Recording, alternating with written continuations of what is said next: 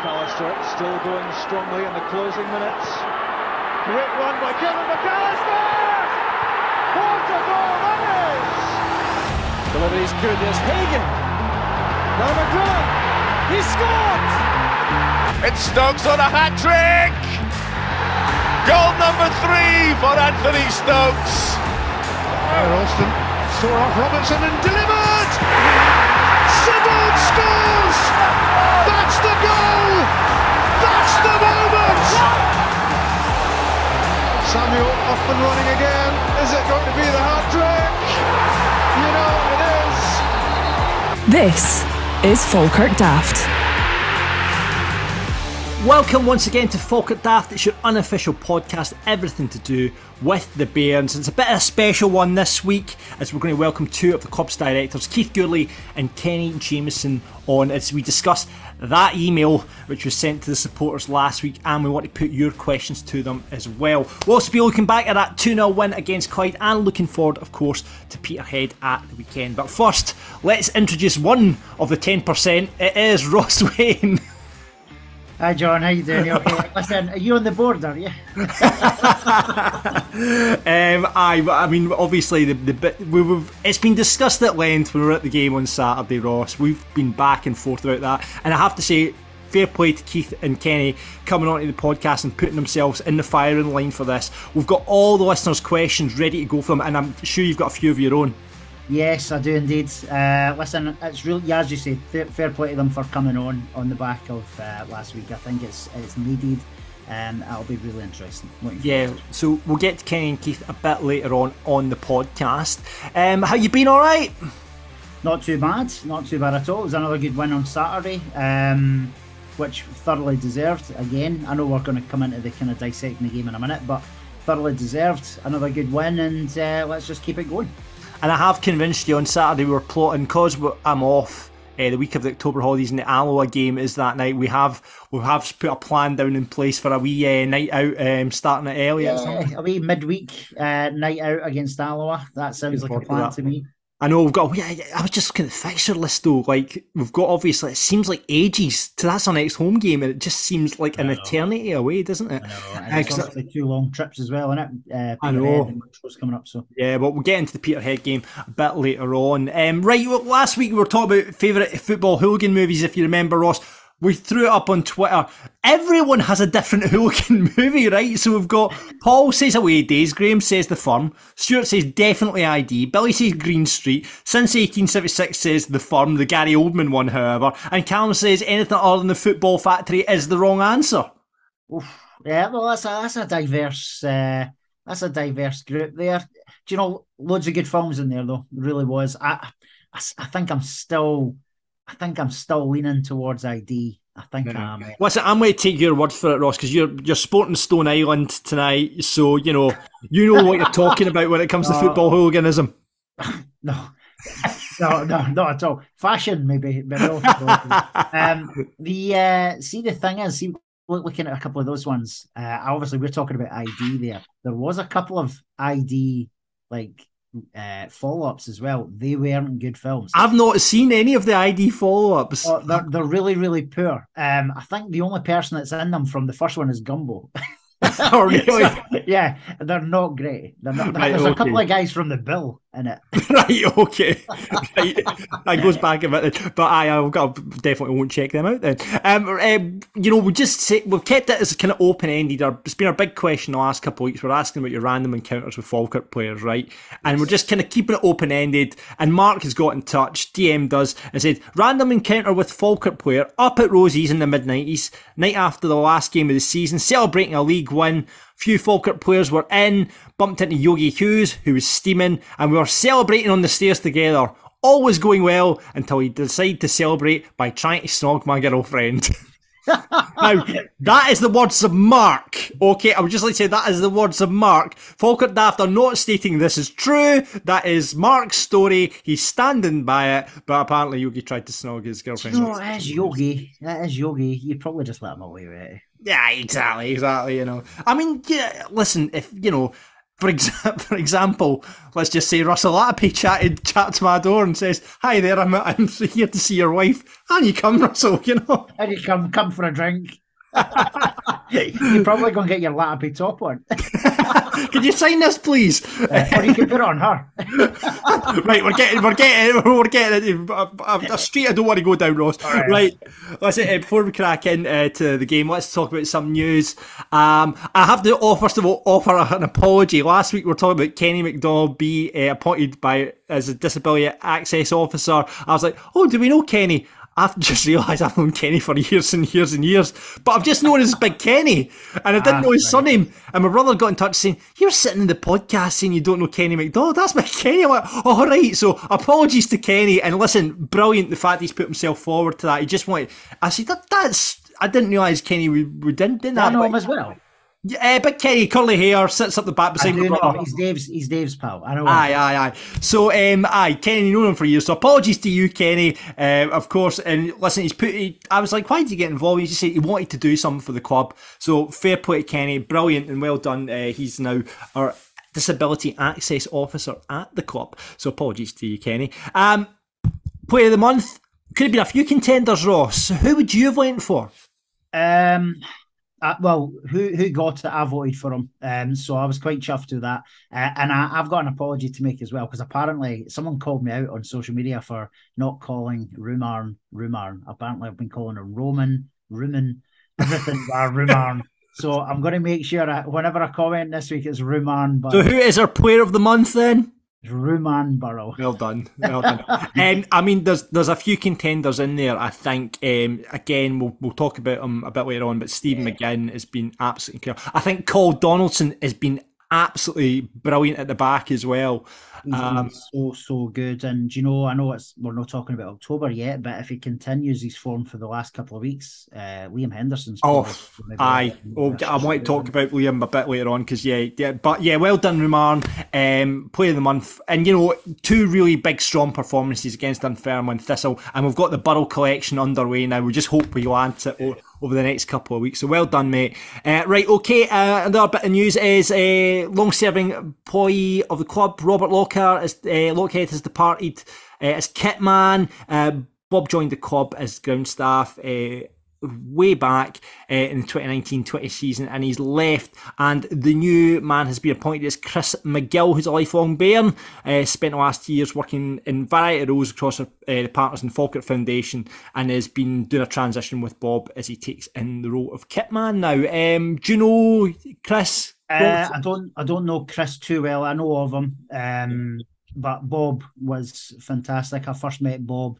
He must have been a young lad when Jim Dawson, remember Jim who went on to the SRU.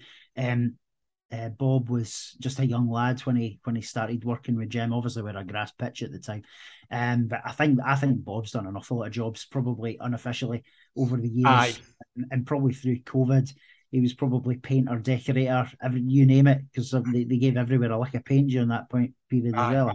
But no, fair play to him. Best of luck in his new job, his new club. So he deserves everybody's success that he's going to get. Good. Best of luck, Bob, with your new job. And the team photo went out over the last week. They're a bunch of sexy bastards, aren't they? They're pretty sexy, actually, this year. And especially that front row's looking particularly... Yeah, it's looking good. I think, obviously John McGlynn's at the front with his shades on. That's a starter for 10, isn't it? Yeah, absolutely. Coolest man in the park. But I mean, you look at the size of the squad, and I was just going, we've actually got a really... I think when we talk about the game as well, the strength and depth coming off the bench, especially on Saturday there. I mean, you look at the squad and go, bloody hell, yeah, we've got a good squad there. A really good squad. So yeah, you saw that on Saturday when he started to bring the changes on. That you felt like you had some game changers in there as well. Kennedy came obviously on. I know we're going to talk about it, but Kennedy came on and did really well. I thought Lowell was going to be the first sub. He was shouted over, and then he was the last one on. So I know. But yeah, there's some real strong, and we've obviously still got players to come back as well, which is great. No, absolutely. So loving the squad team's picture this year.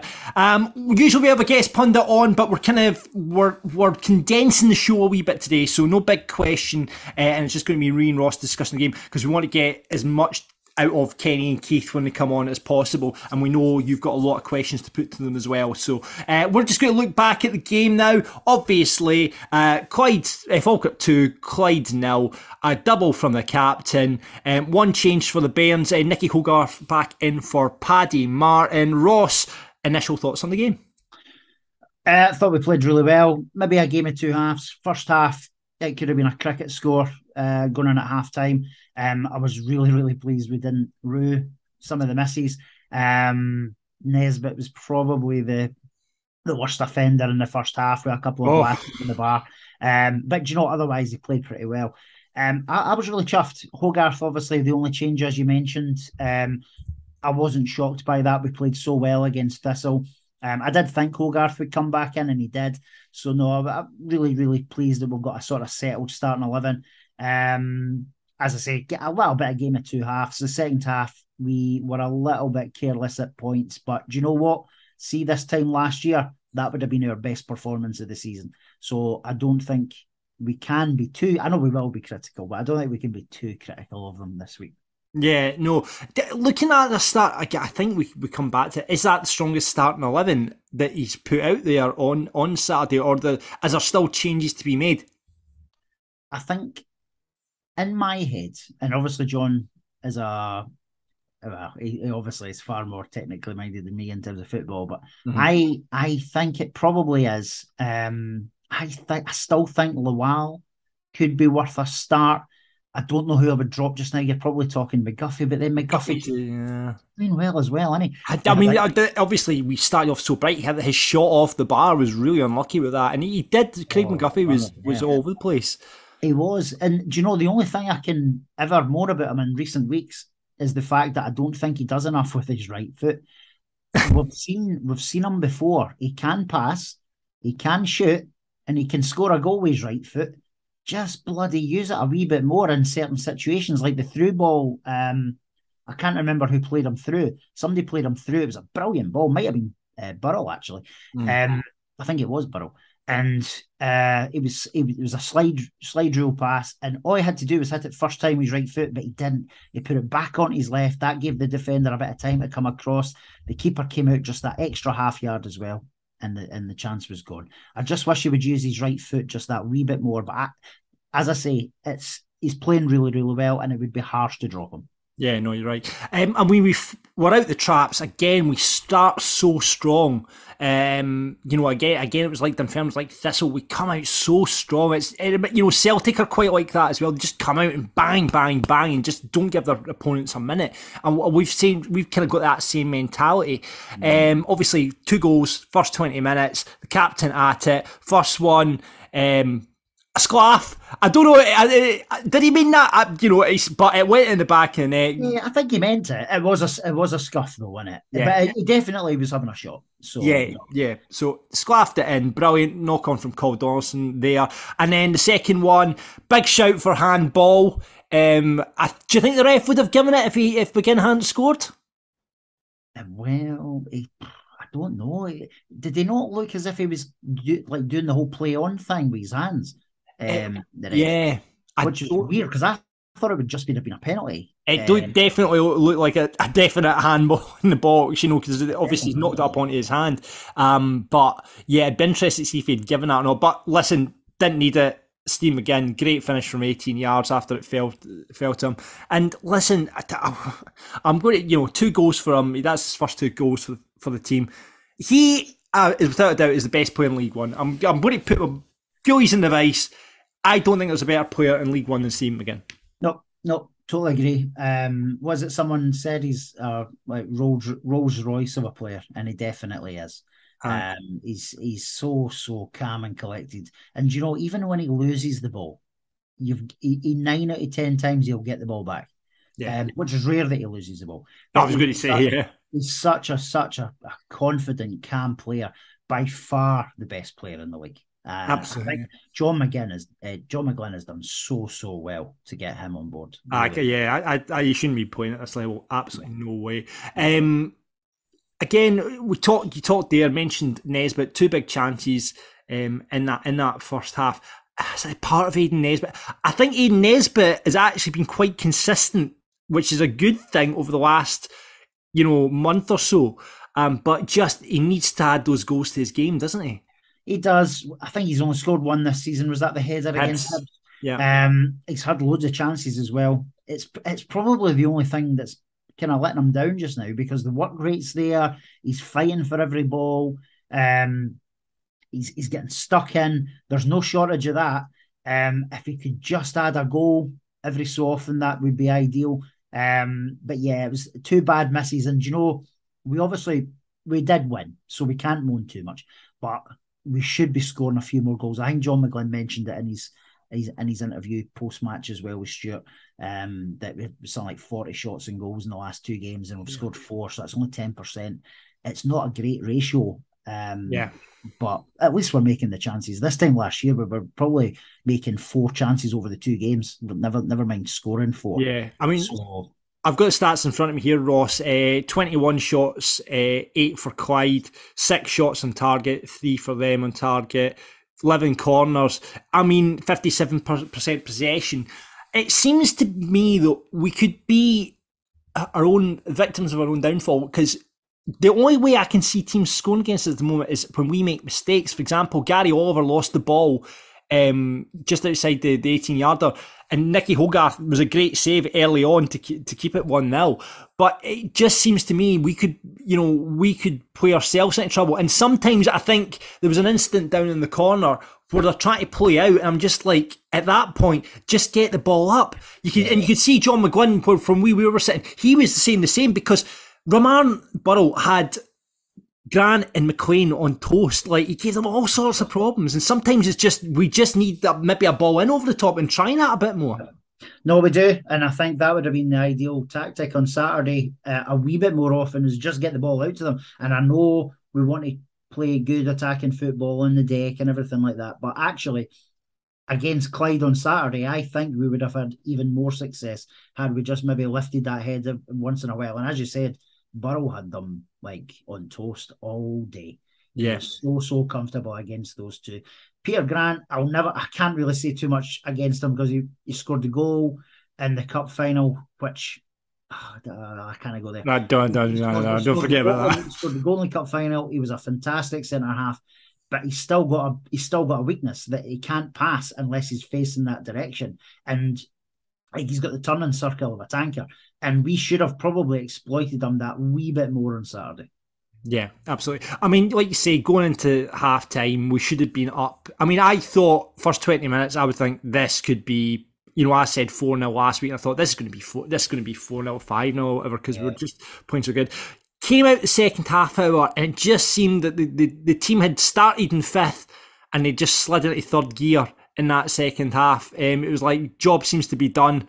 We'll just see that out, which I'm sure John McGinn didn't want to. That was exemplified by the fact he made that triple substitution to liven it up a wee bit. But yeah, it was a bit pedestrian that second half. It was, and I think he made the right changes. I maybe would have brought Lowell on as well, but a bit earlier. I mean, but he made the right call. It needed freshened up. Even though we didn't score again, I actually do think the changes had an impact, because Kennedy came on and he looked really, really lively. Yeah. So I think it was the right decision to make the changes, and they did have an impact. It just wasn't enough there to get a goal.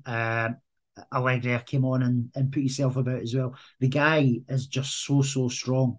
Yeah. And I know we'll come on to it, but how he didn't get the keeper sent off in that corner, I've no idea. I mean, I watched that back and I was like, because we were at the time going, he didn't even give a foul. It was unbelievable. And you're just like, how is that? I don't know.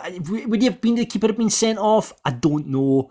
Because it was just a challenge, and because it's a goalkeeper and he's out his box, you think. But at the same time, you're just going, how is that not even a foul? Unbelievable. But again, he caused all sorts of trouble again. Allegria, I do like Big Johnny Joy. I do like him. I'd love it, and I don't think it'll ever happen just because the way McGinn sets up. But I'd love to see him and Burrow up top together as a 2. Totally. Yeah, there's a few people said that over the weekend. It would have been good to see the 2 of them. You know what? You never know.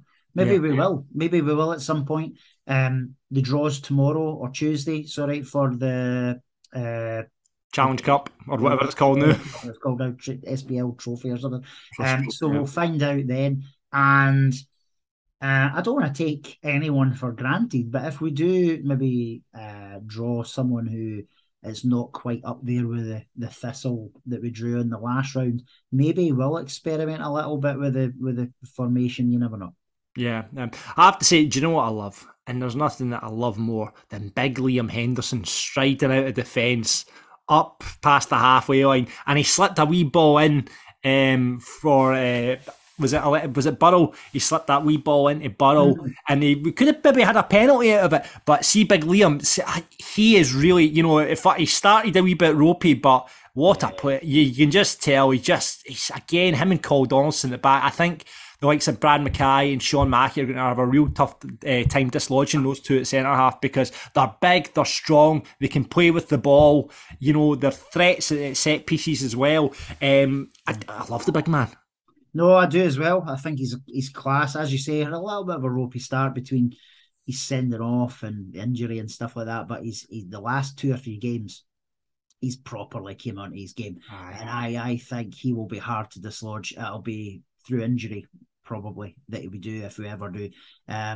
Do you know, you mentioned there Mackay, Paul Watson's still, obviously he's going to be the last one back according to John McGinn. Yeah. But, well, he says that. Obviously Williamson will probably have something to say about that as well. But but in terms of Watson, if he's going to struggle to get back into that defensive setup, really. I think so. Maybe a person I thought when Kai Kennedy came off the bench, unlucky. I remember going and saying his post-match he should have scored, but unlucky. We had a couple of chances, the free kick, that chance at the back post, which just kind of drifted wide. Again, he could be in contention for coming into that side. We're talking about Lowell, but Kai Kennedy's another one that could be looking at Aidan Nesbitt or McGuffey and thinking, I can get in front of them. Yep. No, I think he could. Apparently played really well against St Johnstone in a bounce match last week as well. I was reading online. Did really, really well. So yeah, I think he's gonna be pushing. And do you know what the good thing is? Yes, we've got a settled starting 11, but there's boys there in the background who are desperate for a start. And as soon as someone has a poor game or a far poorer game, they are going to be replaced. You know he's going to do it. You're absolutely right. And let's hear now from the manager, John McGinn. Then, John, I have to say a clinical first half performance. I'm thinking we should have been more ahead, to be honest with you. I'm thinking we should have been 4 or 5 up. Had loads of chances, and that's my only gripe actually, is that we didn't score more goals. We've had 20 shots today, 20 shots, only 6 on target. For 20 shots, that's no good odds. So we want to try and turn. In the last 2 games, we've had 40 shots and scored 4 goals. That's 1 in 10. We've got to try and get a higher percentage of goals out of the chances that we're creating. We're a little bit wasteful in front of goal. So delighted with the win, obviously. Delighted with the win. It should have been more comfortable than it was, because at 2-0, anything can happen. You lose a goal and it's game on. But we very seldom did look like losing a goal. Nicky's had 2 saves in the game, one in the first half, one late in the second half, and it was fairly comfortable. I thought the defenders were really, really good. Again, got to credit Stephen McGinn, because he's the one who has showed composure today with his 2 finishes, 2 very well composed finishes. He's couldn't say he's a prolific goal scorer, but he showed the others what to do today. Whereas we're very wasteful, I felt. So delighted to win. Clean sheets really good again, so back-to-back clean sheets. So yeah, happy with that. So the manager happy with that. I think we all were. I think there was a few disgruntled people, but we'll get into the listener comments in a bit, but about that second half. But we did the job. That's all we need to do. And like you said, Ross, seasons have gone past where we didn't play comfortable and we didn't do the job which we should have done. We played. Game management is something that managers will talk about, and it seems under John McGinn we've really got that now, that game management style. Yeah, he's absolutely spot on. We were a wee bit wasteful on Saturday, and on another day it could have came back to haunt us had we not been a bit more clicky. Mentioned McGinn being clinical there. We have a certain style though, and it's a good style, it's a direct style, but we're up for it. You can feel it as soon as the game kicks off. We're in their faces, we're looking to get forward. the Falkirk Stadium is now a place like it used to be 5-6 years ago. It's a place teams are not looking forward to coming. There's a big crowd. The crowd are up for it as well. You saw the Kevin McAllister stand there again on Saturday. 90% full. Absolutely brilliant. Young lads up the top corner and some old lads as well, giving it big in. So there was loads of noise, which is great. And he's distilling that sort of energy into the place. He really is. Yeah. Big question that we were asking though, Ross, in the stands is why are we not singing "We've Got McGinn"? I know. It's crazy. So please, young team, old team, whoever's coming up with songs, let's get the We've got McGinn, super. But then we discussed it doesn't scan as well. So we've got McGinn, super Stephen McGinn. You'll need to shorten it to Super Steve McGinn, I think, to make it work. Still works though. It still works. Super Stephen. We've got McGinn, Super Stephen McGinn. See, it does it. It's a bit jarring. So we need to shorten it to Steve McGinn, and we'll get away with it then. So. Yeah. I'm surprised we've not heard it. I thought we would have heard it, especially after scoring a couple of goals. Exactly. Steve McGinn's wanting to hear it. I mean, he's standing there going, come on now, boys. What else I have to do? Lads, my brother's getting all the attention here. Come on, get to me. Exactly. So, listen, brilliant for Steve McGinn. Great to get the 2 goals.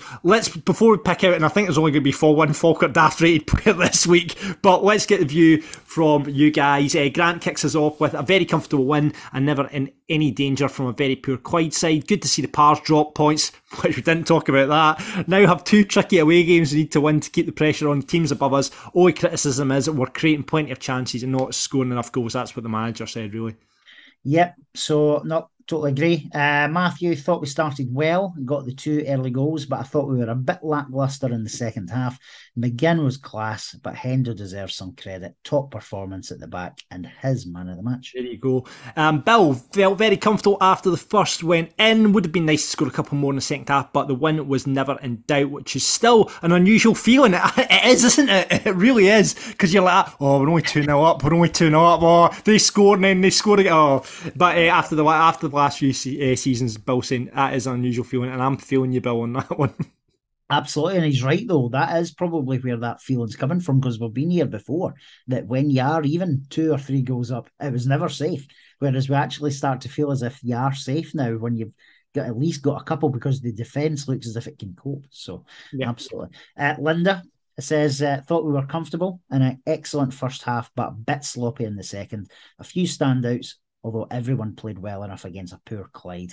Another 3 points and a clean sheet. Hope we take this into our next 2 away games and improve our away performances. Yeah, Cobblebairn, middle to front. We couldn't get over the halfway line the last couple of years. Yes, second half was poor, but I'll take a comfortable 2-0 win. It should have been more though. At least we're creating chances, which is the big thing. We have to be a bit more clinical. I think, we had the problem with a football team is when you're not creating the chances. As we've seen over the last couple of seasons where we've created next to nothing. But if you're creating chances, you're going to score goals. It just, again, like Colburn says, just a bit more clinical, and we'll do better. Indeed, yep. Blair says 3 points on the board is all that matters. Struggled to play with the ball in the ground second half. I don't know if I agree with that either, actually, because I thought we still knocked the ball about. I heard Morrison is still on the pitch trying to skill past defenders, considering that's all he's wanted to do throughout the game. Beat 1, 2, 3, lose the ball. Do you know, Morrison, I think it's a little bit harsh in Morrison, because there was that time where he was down in the corner and he beat a couple of guys and then was able to slip in. I think was it Burrow or someone on the right hand side, and he had that volley. I can only think of one instance on Saturday where I think we were all screaming to pass it, and he tried to beat the same player about 3 times. It's the only scenario I can think of on Saturday when it happened. But with that type of player, as we now know, I think we now know with that type of player, you're going to get 4 or 5 bits of magic that's going to pull off, and you're going to get 4 or 5 bits of magic that's not going to pull off. But actually, as long as he's effective, and he seems to be far, far more consistently effective, then we'll be fine. Yeah, absolutely. Martin says Partick was 2 going on 6 for us today, except for McGinn's nosebleeds. We could have played all day and not scored, it seemed. Ground it out. I don't know if it was a ground out. I don't think it's a ground out either, aye. Sorry, we're disagreeing with all the listeners. I know, we have to be. I know. Sam says results at home are great and we're looking unbeatable there, but we really need to start being ruthless and properly punishing poor teams. 40 odd shots in 2 games, but only 4 goals. The next month will make us or break us this season, I think, with the away games. Don't know if it's maybe a bit early to say it's going to be make or break, but I don't disagree the fact that we need to be a bit more consistent away from home, because it is where we've slipped up already twice this season. Yeah. So, and badly, we've slipped up twice. So we do need to kind of go up to Peterhead and lay a bit of a marker with goals. And I don't want to do Peterhead a disservice because they've obviously came off the back of a really big win. A really big point getting that in there. And then Montrose away is always a tough place to go anyway. So it's 2 big weeks. Yeah, there's big games ahead. Every game's a big game at the moment. Jack, very comfortable win for us, although a bit pedestrian at times. Henderson has a great eye for a pass and good forward play. I think we're seeing the best of him now that his fitness is back. Also feel like Aidan Nesbitt has really come into his own over the last few games. We've said all that. Listen, we're great at this analysis, aren't we? We are. I don't want to say it's all on us, but it's probably all on us. David says this is a massive weekend for us given results elsewhere. Dunfermline dropping 2 and Airdrie dropping 3. Hell yeah. We've picked up all 3 points as well. Although we didn't play our best in the second half to bury Clyde, this weekend results could be pivotal come the end of the season. And I actually wonder, he's right. Can you imagine if this weekend was the turning point, right? And we continue on our run. We beat Dunfermline coming up. And then Dunfermline look back and it's a 90+4 goal that costs them the league. I know I'm looking too far ahead. A bit far ahead for it. I mean, that would be beautiful. I got into the car. I had to leave about 10 minutes early on Saturday, go to a family thing, and I got into the car and I switched on the radio. It was like Todd off, gets a second for Dunfermline. Oh, Christ. And then I switched on, I looked at my app and I went, holy shit, it's 2-2. Yeah. Couldn't believe it. I was the problem for us is that Peterhead found the best form they've had, because that's a win and a draw for them in the last 2, going into the game against us up at Balmoor.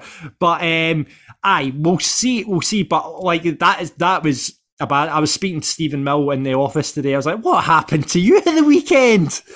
You know. My friend Ross wants to talk to you. Aye, exactly. So, brilliant. That was big results. I mean, Airdrie, Kelty seem to be causing problems for a lot of the teams. Dunfermline have drawn with, they beat us, they beat Airdrie now as well. So they're starting to find a bit of form now as well. And Edinburgh, again, it's so tight. It really is so tight when you look at that table. And finally, Paul says, good first half, second was pedestrian at times. I started reading the FFS leaflet, wondering about Mrs. Walker's coup. I don't know, I didn't really see the leaflet, but Paul was reading it and was talking about Mrs. Walker's coup. No idea what's that in reference to, but no, fair play. Right, okay, Falkirk Daft rated. It's going to be dead easy this week, isn't it? We've got McGinn. Super John McGinn. Super Steve McGinn. I've said John! Super Steve MGinn. Maybe this is what would happen at the stadium. Maybe this is why the young team are avoiding it. We've got McGinn, Super John McGinn. Oh no! That's maybe it. That's maybe it. Make that 2. I think Steve McGinn's an absolute player. Falkirk Daft Day of the week. You got one? Tough one, eh? It is a tough one after Saturday, to be honest. If I have to pick somebody, which I suppose I do, I'm going to go with... Oh, do you know, I was waiting to say Gary Oliver there. Gary Oliver's he's seen that midfield role. He's really come in. He's been doing really well, but I didn't think he played that well on Saturday before he went off. I'm going to go with Gary Oliver. I gave away the ball for that Nicky Hogarth save early on, so go get it. I'm going to go for our tannoy announcer, and the reasons for this is halfway through the first half he made an announcement saying, could the owner of car registration go back to your vehicle because you've left your window open? Does he not know we're just next to the bog? People can hear that. They'll be straight over that fence, tanning that car. Listen, your car's going to get attacked for folk from the bog if you put this out. I forgot. Was there not 2 cars? There was a 2-car incident. One had left their lights on and one had left their window down. And I thought, someone's going to be at that motor. If it was me, though, I don't think I'd bother. Like, I know it's an inconvenience, and I suppose it was raining on Saturday when I suppose it would be. Right. So there you go. I'm going to give it the Falkirk Daft to the Tarawa. I don't know what Tarawa announcer's name, which is terrible, but you've won Falkirk Daft this week, mate. So listen, we'd love to get you on. Like I say, it's a bit different this week because we've got the directors coming on. But if you want to be a pundit on Falkirk Daft, we'd love to have you on. Just drop us a DM on Twitter, Facebook, or you can drop us an email, falkirkdaftpod@gmail.com. This is Falkirk Daft. So it's a very special moment in Falkirk Daft as we are joined by two of our club's directors, Mr. Keith Gourlay and Kenny Jamieson. Welcome to Falkirk Daft, guys. Thank you very much. Nice to be here. Listen, you're Falkirk boys, absolute Falkirk through and through. So we always ask any of our guests that come on, what's your Falkirk story? How'd you get into the Bairns? And we'll start with you, Kenny, if that's okay. Yeah, sure. I guess like most fans through my dad. My dad's family were Falkirk fans for Bainsford, and they used to walk up to Brockwell on a regular basis. Although my mum's family were actually Blue Noses for Bo'ness. So, and I've got three brothers. So when we were young, there was a bit of a tug of war, I suppose. You know, we were under a bit of pressure from my granddad and my uncle on my mum's side to go over to the dark side, you know. So they used to buy us Rangers kit and merchandise for birthdays and Christmases and stuff. But, you know, and this was in the 70s as well, when Rangers were winning European trophies, and Falkirk were awful. But, you know, you're always going to side with your old man at the end of the day. So we all became Falkirk fans. Of course. And Keith, what about you? Well, in anticipation of this question, I worked out 51 years I've been supporting Falkirk. Wow. And I used to live very close to Brockville. You could, if you were Kevin James, you could see it from my bedroom window.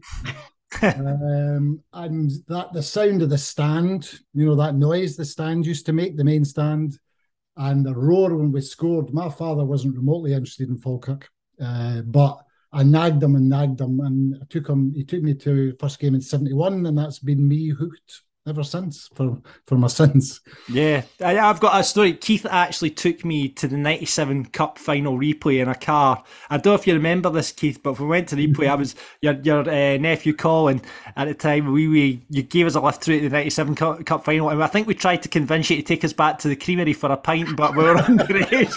So I don't think we got an opportunity to do that. So thank you very much for that, Keith. That was a pleasure at the time. and my nephew through marriage, Colin, if you're watching, give me a phone. Right, we always ask the question, Ross, don't we? We do. Just before I do ask the next question, maybe Colin sent us in a question, Keith. You never know. Oh, has he? Where's my Uncle Keith? Where's my Uncle Keith? That's what he said. No, obviously, John, on that one. Obviously, as John says, that was always good to hear everybody's stories, because it's as you say, it's why we are where we are. Favorite player though, Kenny. Start with you first. I know, obviously out with the Holy Trinity, so we're not going to go there. I think my favourite player would definitely be Gunner, Derek McWilliams. I've got a bit of an affinity with Derek specifically because I think we were born about 3 or 4 days apart, so we're very, very close in age. And I first came across him actually. I played against him in an under-15 Scottish Cup quarter final. He played for Pumferston, and I played with Tullibody Hearts alongside somebody who would become a Falkirk anti-hero, a guy called Joe Tortolano. And even at that age, you know, Derek had a big reputation at age 15, and you could tell that he was a seriously good player even at that age. And although I must say, we pumped Pumferson out the Scottish Cup and went on to win it that year. So I like to remind Derek of that every time I see him. But yeah, no, he was just a brilliant player for Falkirk, wasn't he? He was, you know, quick, strong, brilliantly two-footed. You know, he was almost like he was so two-footed, it was almost like an orthodox winger and an inverted winger in the same person, you know, and he scored a lot of goals for a wide man, good in the air, great at penalties.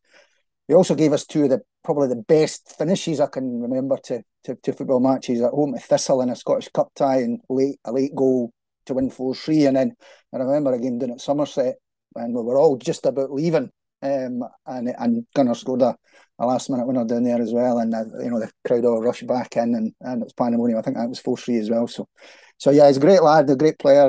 That he would be my favourite player. Good choice. No, he was always a good firm favourite with the fans, when until he moved to Dunfermline, obviously. Of course, yeah. I'll give him that one. That's where we cut ties with. No, joking. He's still a good guy, and he's obviously a regular along at the Falkirk games from time to time as well. So, no, absolutely. Keith, what about yourself? Favourite Bairns player? Big Croft. Big Croft. Absolutely a legend of a man. Talking about last minute winners, some people might be too young in this call to remember this, but when Crunchy came back and loaned the first time, we got relegated and we went to East End Park, and Big Croft scored a last minute winner right in front of me from a McAllister cross. Absolutely wonderful man. What a player he was. Played everywhere, I think, except the goal. Yeah. Absolutely. So from Falkirk supporters now to Falkirk directors, boys. I'm going to read back for people that didn't get the email last week, that listened to the podcast. I'm just going to read back what was sent out to the Falkirk supporters last week, if that's okay with you guys. Dear Falkirk supporter, many thanks for your support this season. The backing John, Paul and the team have had so far has been absolutely outstanding. As a result, as we approach the end of the first quarter of matches, we can see that the performances on the park are steadily improving. We're also now past quarter one of the business plan, and we're pleased to say that the club's performance off the park is also on track. However, as you will already be aware, the club faces some serious financial challenges this season. After last season's sizable loss, we need to grow revenue by around 45% and tightly control costs in order to fund our football budget. Even then, we will still make an operating loss of around £400,000, and this has to be funded by the new investment. Late last year, we laid out plans to grow fan ownership and create a more balanced shareholding structure. This will safeguard the club long term, providing a much broader set of shoulders it can rely upon, and will ultimately make it more sustainable and successful. The Patrons Group and an updated Falkirk Supporter Society were created to facilitate this change, and their initial investment enabled us to see the club through last season. However, we still have £500,000 worth of shares to sell, and these need to be sold before the end of the season to ensure we can cover the projected losses and provide a 25% buffer in case we don't reach our income of cost targets. We're therefore setting the following goals: £250,000 to be raised via a lump sum investment by the end of 2022, £250,000 to be raised via monthly subscriptions by the end of May 2023. All pledges for lump sums and sign-ups for monthly subscription must be in place by the end of October, so we know exactly where we stand. This will allow us time to make mitigative, easy for me to say, action to address any shortfall against these goals. We fully appreciate that it's not a great economic climate to be asking for investment, but we also know that Falkirk fans have a great history of backing the Bairns when the club needs us most. There are many ways you can support the club, from buying merchandise, upgrading your matchday experience, to hospitality, sponsoring a player, or purchasing one of the larger packages available from our commercial department. Last 25 years invested at least 10,000 as each part of the Patrons Group, and they may invest more. For the 500 fans that also joined the Falkirk Supporters Society, a monthly average of £12 each, they may consider increasing their subscription. However, we have a latent fan base of at least 5,000 supporters, and it's simply not fair if 90% of fans stand back and watch 10% of fans step up. If everyone chips in at a level they can afford, we can easily achieve these goals, but we all need to put our shoulder to the wheel. We're therefore asking all supporters to sign up for Falkirk Supporters Society before the end of October. Reading that back, and specifically, I think the last paragraph, it feels slightly like a guilt trip to supporters here in a time of financial crisis. There's been a lot of angry Falkirk supporters about this. I've seen there's been a lot of talk about it on social media, and that was all the talk was at the stadium on Saturday. Reading that back, how do you think that sounds, and would you like to say anything about that? Yeah, definitely. We're mortified, frankly, that we've managed to create a bit of a stooshy. There's about 1,200 words included in that statement, including the Q&A, and I know those 17 words have kind of really detracted for the message that we were kind of trying to get across. And I've pulled my hands up for that. I write all the communication for the board, and I've read that 6 times, and I read it half a dozen times, and all the 3 other board members read it at least twice. So we've been kind of reflecting over the last few days, and we're saying, how is that possible? How is it possible that something that we've read and we think is kind of we meant to be totally innocuous, or we read as totally innocuous, has managed to create that. And I think there's a kind of salutary lesson. So I'll kind of try and explain it, and in doing so, maybe also explain why we wrote the note in the first place, because that's probably quite useful context for a lot of supporters. As a board, we've basically got two plans. There's the business plan and there's the investment plan, and they're linked, but they are separate. They're two different things. So the business plan is the day-to-day trading of the business. So all of your income lines, hospitality, sponsorship, season tickets, etc., costs, and that leads to an operating loss. And then there's the investment plan, which is all the stuff about fan ownership, the three-legged stool, the patrons group, Falkirk Sports Society, etc., etc. And over the past 4 months since the start of the financial year, we've been communicating about both of these plans, the business plan and the investment plan. And 4 months into the year, the business plan is basically on track and pretty much where we want it to be. But the investment plan isn't. The investment plan's kind of well behind where we want it to be. And we were trying to work out, well, why is that? Why is the communication on the investment plan not really cutting through? And where we got to was that, we've sent out communication, I think, in June, and we sent out another big communication in August. And these are quite long pieces of communication, and we've kind of mixed up the messages. We've talked about the business plan and about the investment plan, and in some cases we've also talked about other stuff, about people leaving and people joining and so on and so forth. And we thought we really need to write something that kind of just emphasises and focuses on the investment plan to kind of really reinforce the messages that we're trying to get across about the operating loss, about the need for it to be covered by investment, and the need for kind of people to sign up for Falkirk Supporters Society. So this kind of latest piece that we wrote, that first paragraph that you read out there, John, we said, many thanks for your support. The backing John and Paul have received, has been absolutely outstanding. And as a result, after the first quarter, things are going well in the park, and after the first quarter, things are also going, are on track off the park. So in our minds, that's like, right, we've covered the business. That's all we're saying on the business plan. We've thanked fans for being fantastic, so we don't need to mention that again. Everything else is now solely focused on the investment plan. And then when we got down to that last sentence there, what we're kind of like trying to say is that our working assumption is that there's a big appetite for fan ownership amongst the Falkirk fans, that most Falkirk fans buy into the concept and want it to succeed and want to kind of make it happen. In fact, that's ultimately our mandate, isn't it? We've been elected by the Patrons Group and in Nigel's case by the Supporters Society to kind of deliver fan ownership. And what we're really trying to say there is that fan ownership, it kind of really only works if there's sort of mass participation. The way to kind of raise the sort of money, the way to raise this kind of sort of money that we need to raise is if you can get as many people involved in the scheme and as many people participating as you possibly can, and as big a percentage of your fan base involved as you possibly can. And at the minute we're at about 10%, because that's just arithmetic. So there's about 500 members of the Supporters Society, there's 25 patrons. Most of the patrons are also members of the Supporters Society, so we're kind of about 10%. And if you can get 2,500-3,000 people involved, obviously to hit the numbers that you need to hit, the level of investment that each individual needs to kind of chip in is much, much smaller. So you're kind of creating a really broad set of shoulders, and therefore the burden on each individual is relatively small.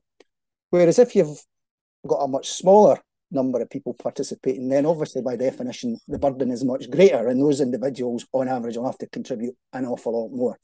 So really that's all we're kind of trying to say there. And we kind of read that as a completely innocuous and kind of obvious and self-evident truth, that it's not really kind of fair if the benefits of fan ownership accrue to everybody. So democratic governance, owning the club, and if 90% of people want fan ownership, but it's only 10% of people that are actually contributing the money, that are buying the shares, then so that's kind of what we were trying to say. We want to get up to kind of 50%, 60%, and that's kind of also meant to emphasise the potential of the club as well.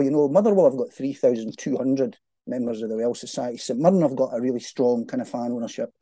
model. And I'm not having it that these are Premiership clubs at the minute. I'm not having it that Motherwell are a bigger club than Falkirk or that St Mirren are a bigger club than Falkirk. They aren't. Their potential is every bit as much as these clubs. And if we could get up to 2,500, 3,000 fans, chipping in, and we're also seeing that everyone chips in at a level they can afford, and that's really, really important, because I know some people have kind of said, "Oh, you've been really insensitive to the the economic climate and so on." Yeah, and so I mean, you've reached obviously that at a time where, last week we're getting reports the pound's at an all-time low. People's heating bills are going up. So I'm sure you understand how angry people were by that. The time yes, but we are where we are. This would have been better if we'd done this 3 years ago. It would be better if we did it 3 years from now. But we didn't get to choose where we are at the moment in time, and yes, we're no being insensitive to the stresses that people are under. And there's no question that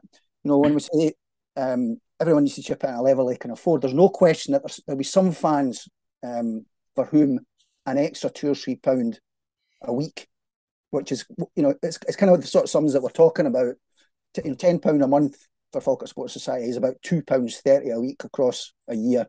£15 would be about just less than £3.50. So we're talking about £2 or £3 a week, in addition to what fans already spend over and above, on season tickets and merchandise, etc. Now, there will be some of our fans for whom £2 or £3 a week would stretch them too far, and for those fans, under no circumstances do we want them to sign up Falkirk Supporters Society, because we do not want to make anybody struggle. But there probably is quite a big percentage of our support for whom an extra £2 or £3 a week probably is affordable. Right? That's our kind of working assumption that it's probably quite a lot of fans that could afford that amount of money. And if we could kind of motivate them to kind of chip that amount of money in. I mean, in the old days we'd be outside rattling buckets. It's like the games, that was the old method. And probably if you're rattling a bucket, people will put £2 or £3 in. But it's saying can you sign up for a direct debit is essentially the modern version of rattling a bucket, isn't it? We do, but honestly, we want to apologise for the way that's come across, because it's absolutely not what we intended. And one of the things we also said was, how can that happen? And we concluded that we're so close to it that we know exactly what that means when we wrote it. And I think one of the lessons that we have to learn is get somebody to read it who hasn't read it. Always get the wife to read it, Kenny. Always get the wife to read it back. Get somebody else who's reading it for the first time. Quite often, to be fair, we use Stuart Adams. Been really, really good in the past, and we'll pass things to him and say, right, read that, Stuart, because he's a very smart lad. And then you get somebody who's reading it for the first time, and he would have picked up upon that. But because we're so close to it, I mean, we know exactly what we meant by that, and it wasn't meant as a criticism at all, and we're mortified that it's come across that way. Okay. So we do want to apologise. Kenny, I'm glad yous have apologised, because I think it was needed, right? And I think from what you've said, a rewording of the paragraph in question is probably what would have changed what everyone would have been talking about, because when it was sent, that was certainly the first thing that people talked about. It wasn't the fact that we have a situation here, and we're going to come on to that and probably in the next question. We obviously have a financial situation here, but that wasn't what the focus was. And that's a real shame, because the content's really important. So for folk to be, there's 1,200 words and people are focusing on 17 of them. Yeah. We're Falkirk supporters, Kenny. We're Falkirk supporters. That's going to happen. Fair enough. No, we hold our hands up to it. Sure. The language, however, you did use there, Kenny, was quite aggressive. Is that an indication of where we are financially as a club? Yeah. In addition to saying, right, not only do we need to focus more resolutely on the message around the investment plan, we also we've maybe been guilty up till now of being a bit nuanced and a bit not wanting to kind of scare the horses and softening the message quite a lot. And we focused on motivating and explaining and educating and kind of trying to cajole and so on and so forth. And it's not really cut through. No. So the tone of this message is deliberately, kind of much more blunt, much more direct, much less opportunity to kind of misunderstand the situation, because it is, it's a really important message. It's really important that every fan understands the message and kind of gets it. So yeah, that's deliberate. How bad is it, guys? I mean, there's been all sorts of rumours circulating about the doors would close and all this sort of stuff. How bad do we need this investment at this point in time? Well, we need. Sorry, Keith, on you go. By this point in time, well, the kind of timescales speak for themselves. Hopefully, we're looking to see the end of October, and we are speaking to the other shareholders as well, the major shareholders. So we have a plan in place. The doors aren't going to be shut anytime soon. But by its very nature, if you trade, with a £400,000 loss, your cash is going to run out. And it's not going to be immediate, but it's going to run out at some point. Yeah, it's also important to say, and I kind of want to get this point across, that this is not unusual. This is running an operating loss. I define an operating loss slightly, because I'm not an accountant, slightly different from how an accountant does. I would exclude player sales. I would say an operating loss was just your day-to-day operations, or you might call it a trading loss, right? An accountant would include player sales and to arrive at a kind of net operating loss. But if you take my definition, we've actually had an operating loss for 11 out of the last 12 seasons. So this is not remotely unusual. The only season we ever actually had an operating profit was when we got to the cup final in 2015. So this is the kind of norm for football clubs generally in Scotland, but Falkirk Football Club in particular, to have an operating loss. And if you and where we are today is also a direct legacy of closing the academy, and that probably kind of fans on my behind. Well, how can that be the case? Because we closed the academy 5 years ago. So I kind of probably need to explain that in a wee bit. Between 2011, getting relegated in our first season in the Championship, and then closing the academy at the end of season 2017-18, I've crunched the numbers. So our average operating loss across those 8 seasons was £420,000. So on average, we were losing £420,000, and our average income from transfer fees was an income of £520,000. Okay, so you've got, essentially, you're trading at an operating loss, but you're getting back to break even because you're selling players, and the player sales are covering your operating loss, and that's what's bringing you back to break even. That was basically the model for 8 seasons, and it's quite a kind of precarious model, and it's not really satisfactory, but nevertheless, it was working, and the academy was essentially the goose that was laying a golden egg every year that was keeping the club afloat. Now, I've described that in very simple terms. It wasn't a smooth thing. It wasn't literally every year it was £400,000 and £500,000, and there were peaks and troughs. And because there were peaks and troughs, even when you included player sales, we made a net loss in 4 of the seasons, and a net profit in 4 of the seasons. And so there was kind of fluctuations, and essentially where there was a net loss, we've all heard about soft loans. So we all know that at various stages in the past, major directors have chipped in soft loans. And so those soft loans are always to get you through cash flow humps. So having an issue around cash flow, again, is not a remotely new thing. But it does kind of emphasise that, how utterly stupid closing the academy was, because it was the very thing that was keeping the club afloat. And then if you look at the seasons since we closed the academy, where we are now has been inevitable since the day that we've closed the academy, that we would get to this point at some time. But it's kind of been kicked, the can has been kicked down the road for the past few seasons, because even though we haven't brought in any transfer income in the last 4 years, in 2019, Will Vaulks went for Rotherham at Cardiff, and we had a sell-on clause, so we actually kind of got a windfall off of Will Vaulks. And we would have run out of cash 3 years ago in that year if Will Vaulks hadn't gone to Cardiff. And then during the COVID season, we would have run out of cash. We ran an operating loss of over 700,000 during the season that it was closed. But because of the furlough payments and the COVID grants came in at about £450,000, the net loss was kind of only £254,000. So we were kind of able to get through that, partly due to the Rollins investment.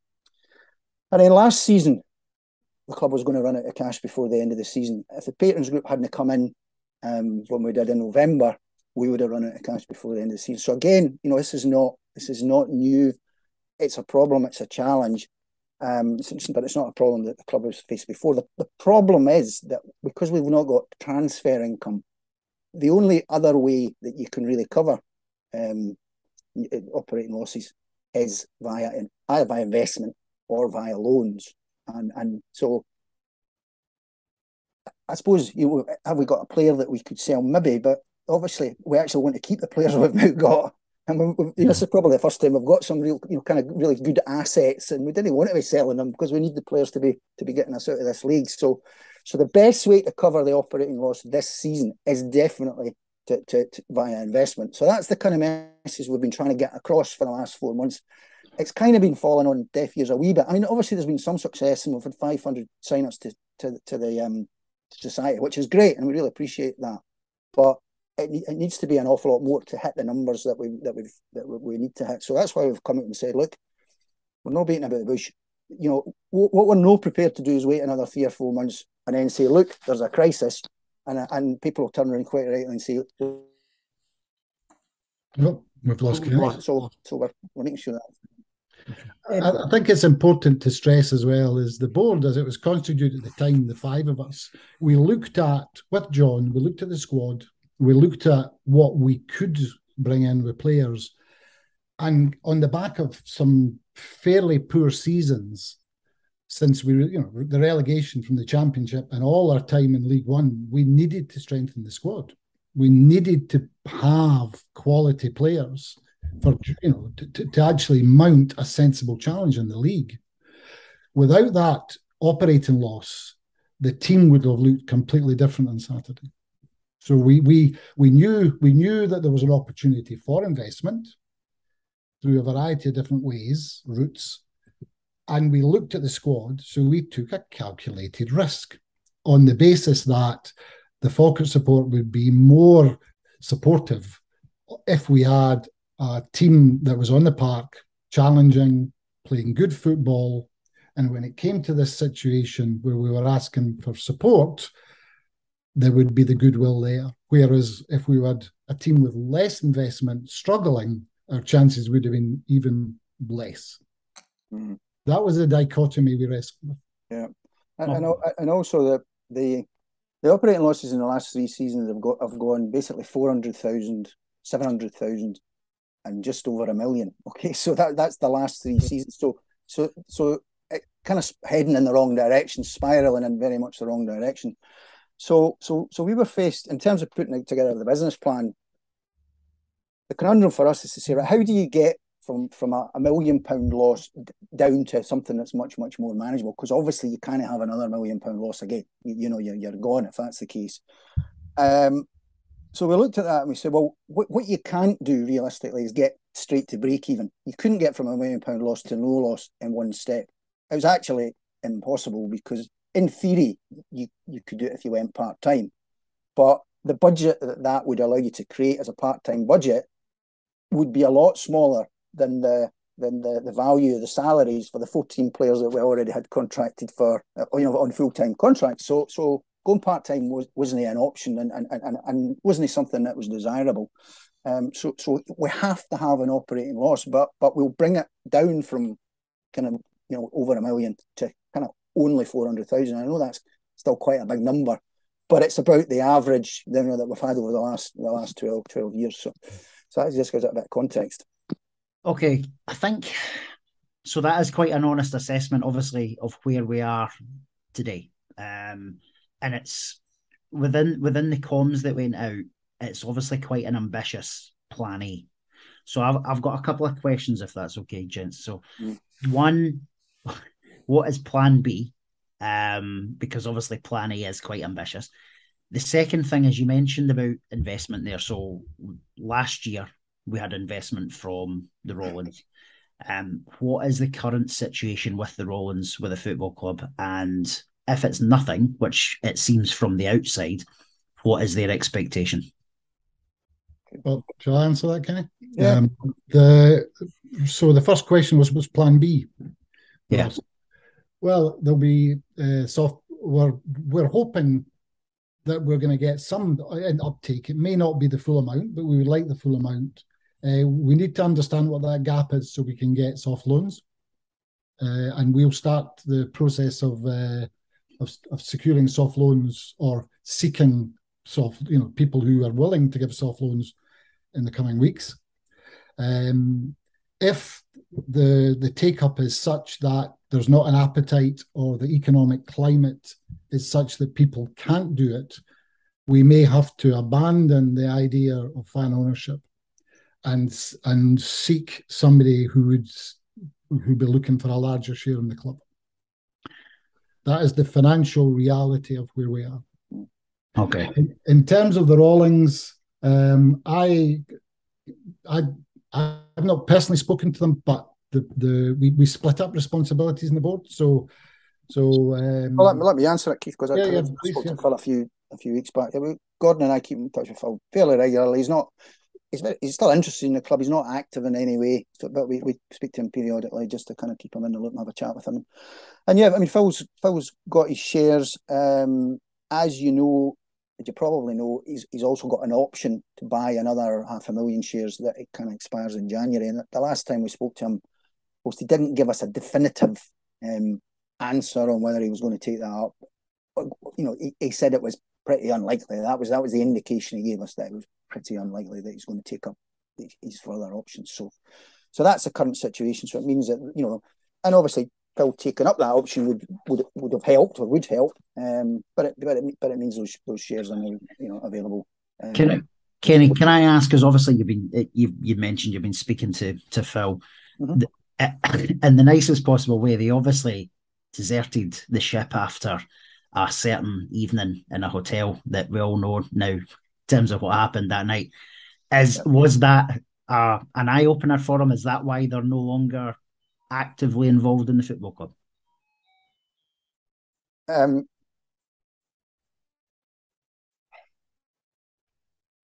He's never said that, Ross. I'm wondering if I'm going to freeze here. I'm getting an internet connection. Is this a well-timed freeze? Listen, that's why we come as a double act. So if one of us freezes, the other one can pitch in. So no, he's never said that. Right? He's never said that. He's never mentioned the Q&A and so on and so forth. He's always said that his reasons were for family reasons and for personal health reasons and so on and so forth. So we've never questioned that, obviously. So we absolutely take that at face value. So, but yeah, I'm sure that experience wasn't really the experience he maybe hoped he would get when he came over here. I think it's probably fair to say that, although he's never ever complained about it or even mentioned it, to be fair. And do we think they are looking to get their money back? Do we think that's the next goal for them? Well, again, that's obviously something that's kind of very personal to them. I would have to kind of respect their confidentiality on that, Ross. But they're not, they don't have plans to kind of get back engaged or be active again at this moment in time. So you can kind of read into that what you will. Okay, thank you. Obviously, we're talking about the operating loss. I'm guessing the big part of that is the playing budget. We took a gamble on Lee Griffiths on big money, if all reports are true. Do you think it was a gamble that was worth taking at the time? Well, I mean, that was Martin's decision. We've obviously the board do not pick players, and that's a kind of a really important solid wall that you need to put together. But I guess you do you have to sign off on the finance and all that side of things. You have to sign off. Of course, you give the manager a budget, so you sign off the finance and you say that that's your budget. But within that, the manager's got to be allowed to pick whatever players he wants and pay them whatever he thinks is appropriate and relates to the value that he places on them. I don't know how well you know John, but I can tell you he would not take at all well if Keith and I started telling him what players he could sign and what players he couldn't sign. Quite rightly so. He's the football expert, not us. So it was the same with Martin. It was Martin's budget. It was within budget. and Martin felt that we could, he was looking for a centre forward. Scoring goals was obviously a problem. He wanted to sign him and thought it could make a difference. I mean, it didn't work out as we all know. As did Kerry Miller wanted to sign him as well. Yeah. I suppose you could answer the question in two ways. Was it worth the gamble at the start? Yes. Was it a successful gamble at the end? Possibly not. Right. Okay. We asked this question as well when we had Gordon Profit on, who's obviously one of the patrons. Do you think there's a need for a chairman, a figurehead at the club, or are you guys quite happy with the way it's working at the moment? Well, we need to get the full composition of board members on before we can, the representation for the FSS before we can agree to that. We do every meeting as a chairman. We had a meeting earlier where Kenny chaired. It was supposed to be me, but I've been in bed all week with ankle ligaments, so I wasn't really prepared. So meetings are properly chaired. Figureheads, we personally, and this is my view, and it doesn't necessarily reflect my colleagues. I'm not one for the stuffy old board where everybody dresses the same, looks the same, says the same. I'd like to try and break the mold. The meetings are run professionally with minutes. Everyone knows their actions. So right now, until the board is fully constituted, I would say no. Yeah, that's my personal view. I mean, having a chairman is just a football convention. There's no requirement to have a convention. I know that a lot of clubs do, but we said right at the start, well, it wouldn't be right to appoint a chairman until we all kind of get to know each other and get to know each other's styles and so on and so forth, and also that until the FSS, because originally David White and then Nigel were kind of just temporary appointments, and we said it wouldn't be fair to elect a chairman while you've got temporary directors because you couldn't really appoint them as chairman, and therefore you'd be precluding FSS from the potential of having a chairman. So, and to be honest, we just haven't discussed it since then. I don't think any of us really see the need to have a chairman. We all lead in different areas. We've all got skills in different areas. Our backgrounds are all different. So there's no lack of leadership because we all lead different parts. I'll be getting fired for the communications role, of course. So I'll be looking for a new job shortly. See, and we try to do everything by consensus. So there's collective responsibility. That means things are generally properly discussed and reviewed and analysed and challenged. There's no shortage of challenge in the board. I do have a question, but you've just said something that's quite interesting, Keith, and hopefully you'll have an answer for it.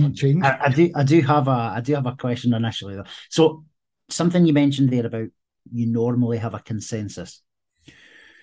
There's obviously been a lot of changes on the board in the last 10 months. I think there's a bit of an elephant in the sort of social media room that there's obviously, I know there'll be things that you're not going to be able to talk about, right? However, there's obviously been a few changes in the boardroom. Is this down to how we currently are as a football club in terms of how we run the football club? Okay, so we can't really talk. It would be inappropriate to talk about any of our colleagues who resigned and left, because there are certain rules as a director, and we would like to respect that confidentiality. And we can have discussions. I mean, what happened? I can give you one example. For example, where I was voted against 4-1. And I was not very happy because I thought it was the wrong decision. But I shut up and I got on with it because my colleagues had felt that their approach was the most appropriate. And then I made it work. And that's the way it has to be. That's how it works in any organisation, any directors or management team. You discuss it.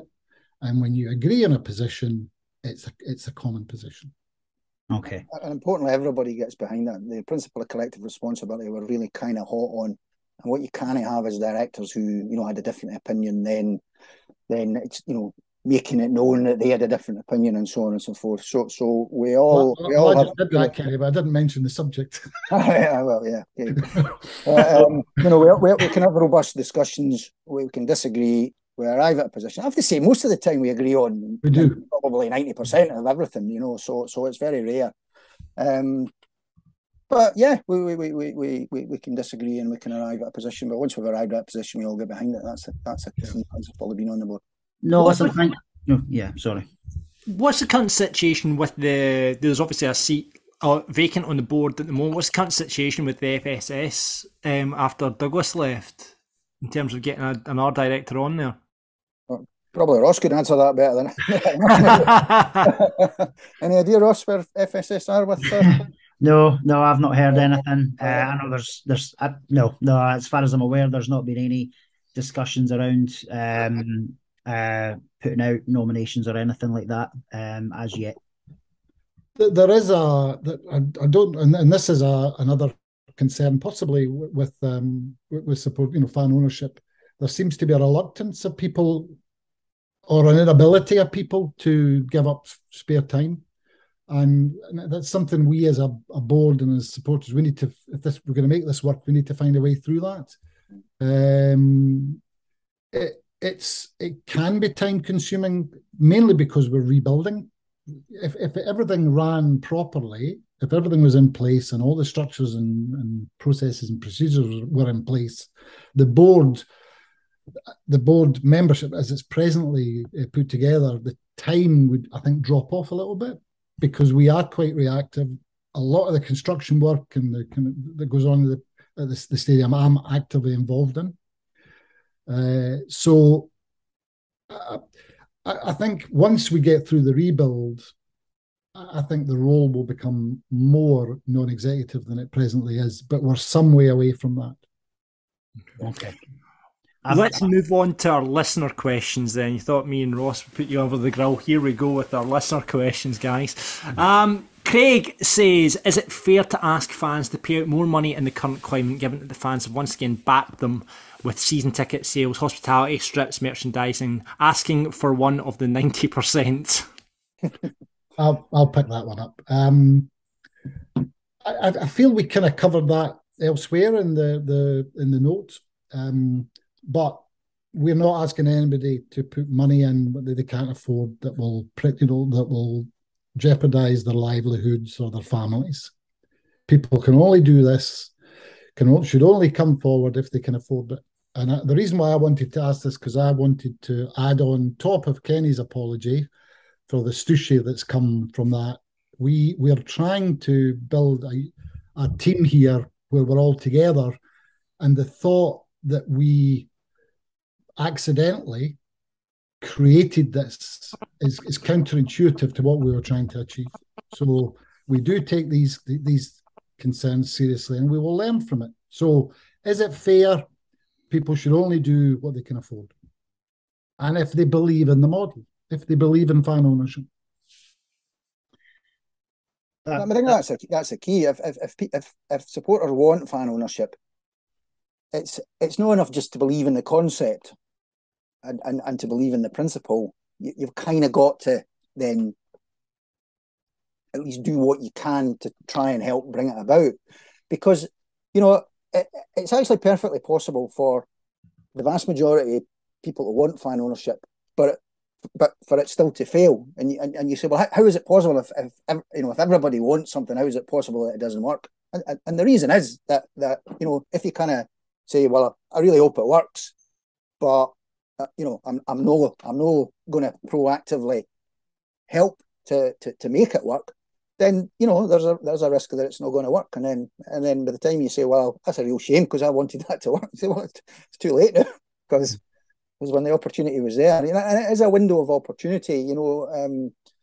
If the appetite's not there, and it'd be a massive, massive shame if the appetite's not there, in my view, because I'm very passionate about fan ownership, and I do think that if we don't take this opportunity, 10 years from now, we will absolutely kick ourselves that we missed this opportunity. But we've actually got an opportunity now to kind of kill two birds with one stone, because not only can we help the club get through this kind of short-term financial challenge, but for the same £2 or £3 a week, we can also get overall ownership of the club. So we're kind of getting a double benefit from the saying £2 or £3. And as Keith says, if we can't afford it, absolutely, do not do it. But it's 2 or 3 quid a week. So we're really hoping that a lot of people can say, right, well, even if I could do it to the end of the season, maybe I didn't want to commit longer term, but maybe even between October and the end of the season, I could at least commit to do that.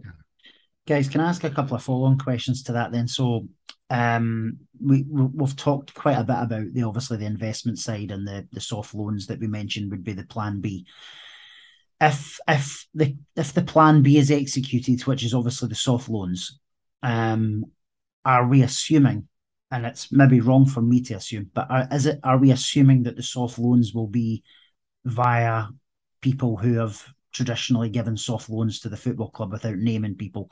And if that is the case, will those shares be ring-fenced in terms of future fan ownership, or will they be gone? Well, the ring fencing, thank you for mentioning that, because I overlooked it in my answer earlier, Ross, is that would be our first protocol, is that the shares would be ring fenced and that supporters can buy them. But to do that depends on the people that we are seeking loans from, whether that's acceptable for them. So obviously that proposal is acceptable to them. So I've kind of given away my bargaining position here if they watch this on YouTube or something. So well, I don't know if the next person watches. I hope he does. But I'm gonna name someone now, because obviously it's quite well known that we've obviously got we've had a wealthy major shareholder who's obviously built the Kevin McAllister stand previously. In the accounts, we obviously have a certain amount paid every year to Sandy Alexander. Have we approached Sandy with the current financial situation to forgo for a period of time the rent on the stand? We've reached out to Sandy along with all members of the former MSG, and we will be meeting them soon to discuss because just like we keep in touch with Phil and Carrie, we also keep in touch with the mainly the 3 members of the former MSG. So again, I don't. All cards are on the table, I believe, is the politician's cliche. So, and the person you're talking about is a fantastic fan of the club, and we hope that he will be able to help us. Okay. In some shape or form, but we can't be guaranteed on it. Okay. I don't think that's fair. I don't think it's fair. Our first hope is that we can hit the number, that there's no gap. Obviously, yes. That's plan A. If there is a gap, it kind of depends how big the gap is. We've talked about kind of soft loans. Your first protocol would be current shareholders. Yeah. If that was, there's also possibly we haven't really talked about pre-purchase as an option, whereby it's a bit like a loan, but whereby somebody might be willing to buy the shares now and then sell them back further down the line to the Supporters Society, which is kind of the same as a loan, but it's just a slightly different way to cut the cake. That was kind of where I was going with the ring fencing. Obviously, if we do want it, I just, from my perspective, thinking about the fans that are probably listening and watching, a quick commitment of a month or less than a month now is obviously quite a big deal. And that's kind of where my head was at with my earlier question around the plan B, because plan A sounds amazing. However, it's really, really tight. Yeah. All we can say is that every single person that signs up for the Supporters Society by the end of October, whatever number that adds up to, he will get, ring fence and guarantee those shares through at the end of the season. So that chunk of shares, and we'll be able to do that calculation at that point. Beyond that, at this moment in time, I'm not sure we could guarantee it. But as we've said, if there is a hole, we can plug it with a loan, or maybe get somebody to pre-purchase them and then sell them back into next season back to the FSS. Now, obviously, if there's the more members FSS have at that point, the more likely somebody is going to be to do that, because they're going to get the money back quicker as well. So we kind of just got to wait and see where we are. No. Don't think for any minute that we're giving up on fan ownership. No. We're going to keep, and anybody else outside who's got ideas or suggestions, please get them to, that board at falkirkfc.co.uk. Give us some ideas. We don't think that good ideas stop at us. So that's the whole point of having a community-owned, fan-owned club. We can bring in the full support. Okay, thank you. John, I know we've got a ton of questions there from I think I'm looking through the questions. I'm just we've got a lot that have been answered by you guys already. I want to bring up this one from Richard. It says you guys are obviously volunteers as directors. Jamie Swinney at the club is the CEO, and Richard wonders, is Jamie at the forefront of raising investment, and does he have the autonomy to do so? The investment really is driven by the board. I mean, that's really our responsibility. Jamie's focus is on the day-to-day running of the club, because we've got a business plan that is, it's a robust business plan, but there's still a lot of work required to deliver it. So Jamie's got to focus on working really hard to bring in the income, sponsorship, advertising, making sure the hospitality gets sold, managing costs to ensure that they don't run beyond budget. And we support Jamie in that, but that's his focus, and that's absolutely a full-time job for him. So the investment side of it, the investment plan, very much led by the board. Jamie's fully aware of it, obviously, and he's totally in the loop. I'm sure he'll listen to this podcast and find out even more about it. But that, no, he's not particularly involved in the investment plan. He's not in the lead, but if we felt his presence and support was required, then obviously we would ask for his involvement. Of course, yeah. Guys, can we follow up on that question? We had a couple of fans email in around the obviously there has been a lot of staff changes at the summer. Obviously Jamie's been there longer than just the summer, but a lot of the turnover and staff's around the sort of commercial side, which is obviously something that we're hoping is going to turn around. It's difficult in the climate just now to obviously ask people to upgrade to hospitality and whatnot and sponsorship and stuff. But are we saying that the roles that have been created, are they now more heavily incentive based rather than salary based, if that makes sense? Because I know it's probably difficult for you to answer from a confidentiality perspective. Impossible for us to answer from a confidentiality perspective. Yeah. Nobody in watching this would appreciate that, one of the line managers coming on and telling them what how the salaries were made up. We can't say. Yeah. We've gone for the caliber of the candidate and the skill set. Yeah. Well, it was important that we kind of beefed up the commercial workforce, and we could do even more. I mean, we're in general quite understaffed, but at this moment in time, costs are so tight that we simply cannot afford to employ more staff. Therefore, we do rely on volunteers to fill in a lot of the gaps. But it's really important, that focus on on commercial income is really, really important. It's probably quite useful just to kind of give a bit of a flavour and a bit of context around some of the numbers in terms of income, and perhaps a bit more understand about why the operating loss last year was so high. So in our first season in League One, now that was the season that ended in March. It got curtailed, so we lost the kind of last 2 months of that season. Our income was about 1.82 million. Okay, the previous year, which was our last season in the Championship, was about 2.3. So if we take 1.82 and we add on 2 months that got cut off, you're probably able to generate about 2 million to 2.1 million. So if we kind of hold that number in your mind, that's the sort of number that we should be able to do, because it's the number that we did in our first season. The next season was the COVID season, and our income dropped from that 2 to 2.1 to 1.1. Right, so we lost £1 million in income during the COVID season for obvious reasons, because there was no fans in the stadium, no walk-ups, no hospitality. A lot of your sponsorship is going to drop off in your advertising because nobody's seen the advertising and so on and so forth. So you've got a massive drop in income during that COVID season that led to a £700,000 operating loss. But because of the furlough payments and the COVID grants, etc., it wasn't too bad. Last season, however, the reason the operating loss is so massive, because instead of the income bouncing back to 2 million or 2.1, it only went from 1.1 to 1.3. So even though fans were back at the games, hospitality was open, etc., income's only come back up to 1.3 million. You know, it's much, much, much lower than you would expect in a kind of normal season. Now, I'm sure that was partly to do with the kind of COVID hangover, businesses having had a bad year because of COVID, maybe people being a bit reluctant to come to hospitality and so on and so forth.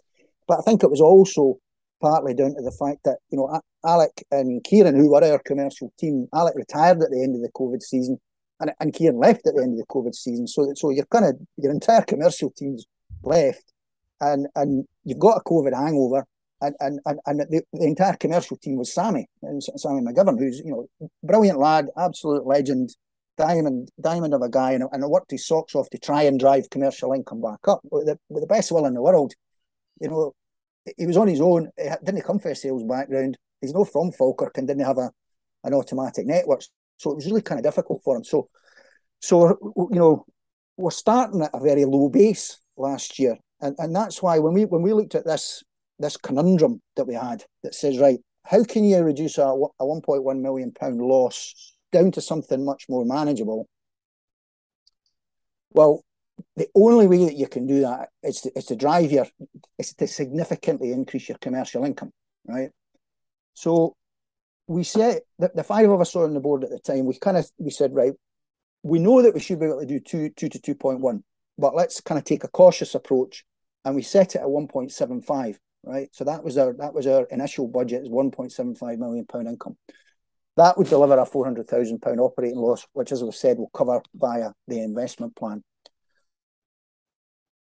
That 1.75 million allowed us to produce a football budget that included a playing budget that was the same budget that Paul Sheeran had at the start of last year. So we recruited John and Paul on the basis that this is the budget. It's the same budget that Paul Sheeran had.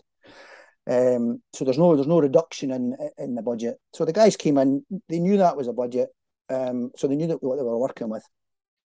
One of the challenges with that playing budget, albeit that it's still a decent budget, was that between 60 and 65% of that budget was already taken up with the 14 players that we already had signed. So there wasn't, you know, a huge amount of wriggle room for John and Paul. But nevertheless, that was the budget, guys. You knew that when you came, and that's what we're working with. So they came in, they signed some players, and signed some very good players.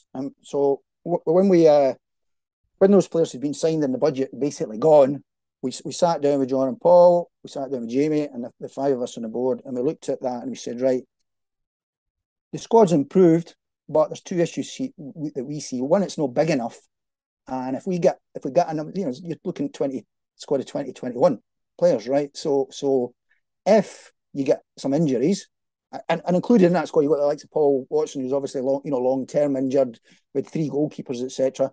So it's probably not big enough in case we get injuries. And is it strong enough to go and win the league, or to be absolutely certain that they can go and compete and be in the mix? And we thought, well, to be honest, probably not, right? And if we're looking at a 4th season on the trot where a team isn't really kind of in the mix for promotion, what impact's that going to have on income, given that we're starting at 1.3 million, which is really, really low? If that drops any further, you know, we're absolutely on plums here. So we took a decision and said, right, what we're going to do is we're going to increase the football budget by another 150 grand. So we put 150 grand more into the football budget. And that allowed John to sign another half a dozen players or so. So the squad that we've got just now, which is 25, 26 players, and I think we'll all agree is a fairly decent squad, got good strength and depth, got a good bench. That's only there because we increased the football budget by 150 grand. But the only way you could fund that was to increase the income target from 1.75 to 1.9. Okay, so that was a wee bit of a kind of gamble there, I suppose, a wee bit of a risk. So far, we think it was the right decision because the team are playing well and we've got a good squad. 1.9 is obviously higher than 1.75, and it's £600,000 higher than 1.3. So in that sense, it's quite a stretching target and we need to, significantly rack up commercial income. However, it's still £100,000 or £200,000 below 2.1, which we did in the first season in League One. So, whilst it's stretching from where we were last year, it's still quite conservative and quite cautious versus where we know we should be able to get to under normal circumstances. And is tracking in line with where we thought after the first quarter? Yeah. That was going to be my question. I take it we are, obviously we've seen really good crowds. Is that above expectation where we sort of budgeted for, guys?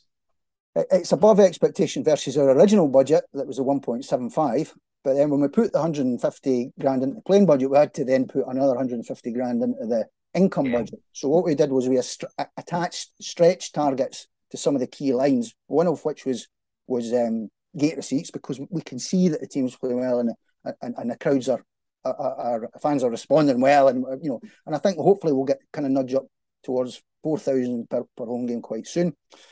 We also put a stretch target in on the cup income, because obviously by that time we knew that we were doing quite well in the League Cup, so we were able to say, right, we can, we know that we budgeted for quite a conservative number, because we know that we're going to get a bit more. We can put the stretch target into that, and we've added a bit on some of the other commercial lines around fundraising and lotteries and so on and so forth. So that's essentially how we've allocated the stretch budget. So, and as Keith says, quarter one we're kind of on track with where we want to be, but the fact you're on track at quarter one is no guarantee that you're going to hit 1.9 at the end of quarter four. So that's why we've been saying to fans quite consistently, look, please, if you possibly can just kind of do as much as you can to chip in a wee bit extra. I know we keep asking them to chip in a bit extra in lots of different ways, but if, even if it's as little as, look, you don't usually buy a 50-50 ticket, if you can bring a quid and buy, just buy a 50-50 ticket, or maybe buy a bobble hat at Christmas, or you said even if on your birthday, could you afford to upgrade to hospitality? And if 80% of fans upgrade to hospitality just once a year, then it would be at capacity every single game, and to be fair, hospitality started really slowly, but the last few games it is really picking up. So fans are responding, which is brilliant. Right? We had 68 people in the Brockville Lounge at the weekend there, but there's still gaps. The corporate boxes generally are selling very well. You want to pack out the Brockville Lounge as much as you possibly can. There's still most of the match sponsorships have gone, but there's still match ball sponsorships, safe pair of hands, captain's armband, and then if you look at the individual players, for example, they've all got home and away strips and boots that can be sponsored, and there's a lot of gaps in that portfolio, which you can see on the website. So, and I know it's a lot to keep asking for more and more and more and more, but if you can kind of cover off all of these things, then obviously that makes a massive difference, and people can only contribute what they can afford, but if you can't afford it, it would make a massive difference. And the commercial guys are working really hard and doing well. So this week, we've secured a sponsor for the academy, so that'll be announced at some point this week on a 3-year deal. So that's really good news. And we're looking at other initiatives as well that will be coming through and other sources of income. So things are picking up, things are going well, they're on track, but increasing income by 600 grand versus a very low base last year is a challenge, it is a stretch. So we've got to kind of work really hard to get there. I think I'd just like to add to the football. Also added to the football budget was the 10,000. Was it 200 that came for Bairns for Life? For Life, yeah. And 10,000 from an anonymous source. Yeah, that's right. On the express terms that we had to sign, it had to go to the playing budget. So we accepted. Right. Fair play. No, fair play. I assume that was a supporter, Keith. Yeah, I've got a rough idea who it is, but I was told not to say, so I won't say anything. Right.